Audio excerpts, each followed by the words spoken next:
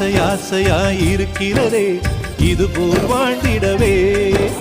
பாச பூமழை பொழிகிறதே இதயங்கள் நனைந்திடவே.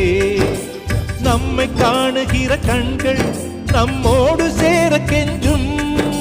சேர்ந்து வாழுகிற இன்பம் அந்த சொர்க்கம் தன்னை மிஞ்சும்.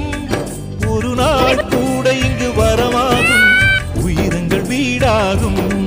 சுகமாய் என்றும் இங்கு விளையாடும் நிரந்தர ஆனந்தம்.